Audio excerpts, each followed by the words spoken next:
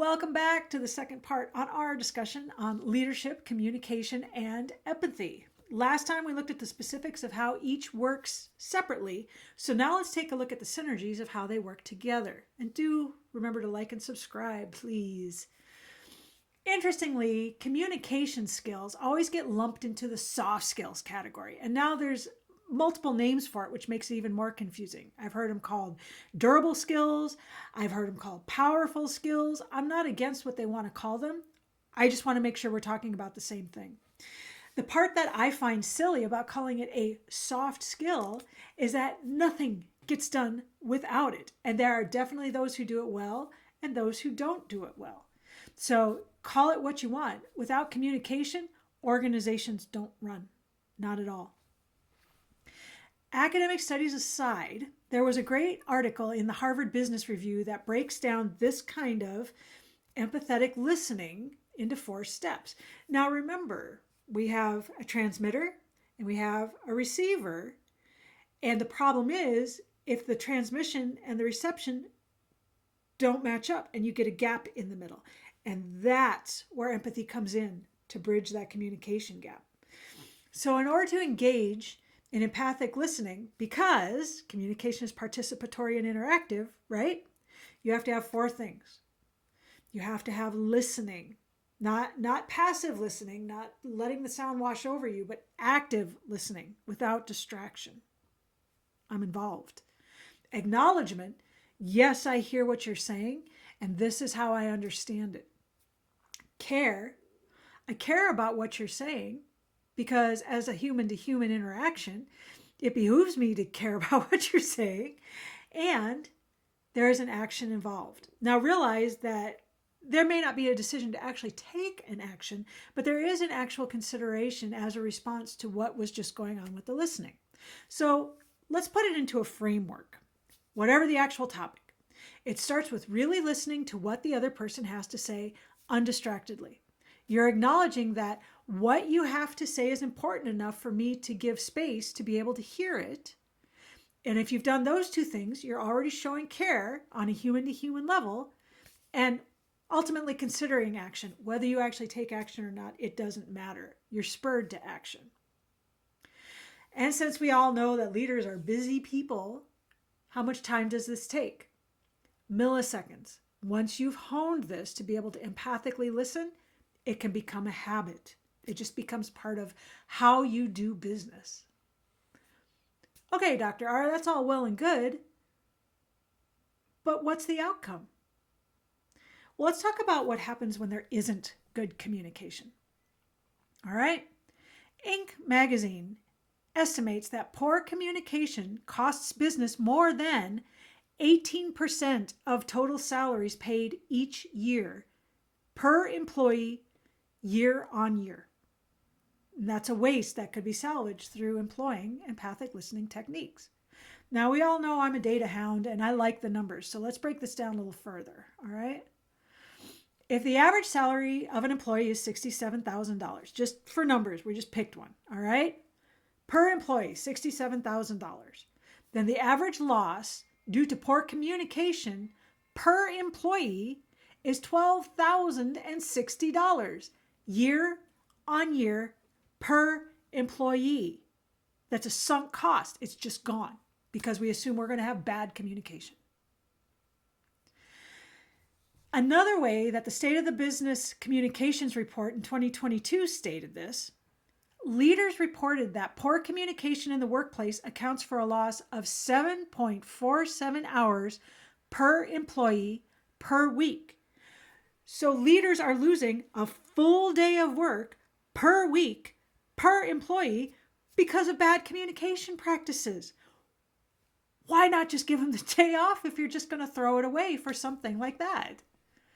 For an average full-time knowledge worker on a team who makes an estimated salary, like we'd said, of $67,000 per year, the sunk cost is $12,500 per employee per year. Let's extrapolate that. An employee with a salary of $134,000 per year would equate to a sunk cost of $25,000 per employee per year for nothing. There is no benefit to that cost. This also doesn't include people who, due to frustration over bad communication, quit, which I can tell you I've personally done. Poor communication can cause anxiety, frustration, a drop in productivity, and an inability to complete projects and initiatives within a given timeline with efficiency and clarity. The same stats say that 86% of employees and executives cite lack of effective collaboration and communication as the main causes of workplace failures. So it's not a secret. The Society of Human Resource Management estimates that for every worker that leaves, it takes a third of their salaries or wages to refill that position. And that does not include lost institutional knowledge. That does not include the time and salaries of other people who then have to go through an interview. That does not include the time it takes to get the new person up and running. These are all costs that are being spent just because of bad communication. And that Ernst & Young survey that we talked about in the last video said that 90% of U.S. workers believe empathic leadership leads to higher job satisfaction, and 79% agree that it decreases employee turnover. You're not spending a third of somebody's salary to fill the position if they stay in the position to begin with.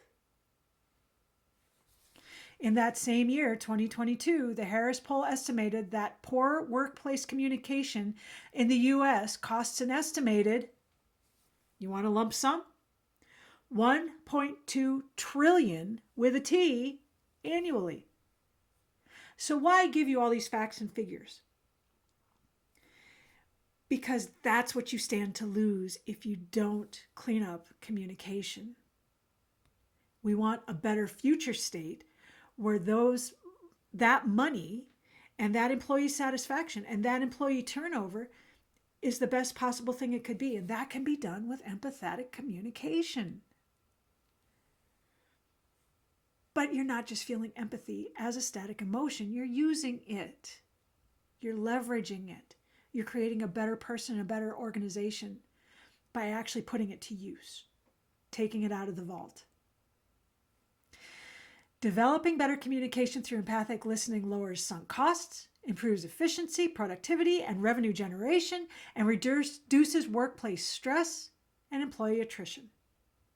Something as simple as engaging this kind of empathic listening will not only bridge the communication gap, but will signal to people that you're the kind of leader who deserves respect and loyalty because you engage active listening, participatory.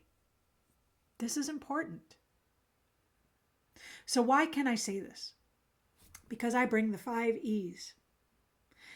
I have experience, 20 plus years in different places, academic, profit, not-for-profit, because I have expertise gained from that experience, because I have the education, including a doctorate in interdisciplinary leadership, and I have empathy and EQ, and I know how to effectively leverage them into action.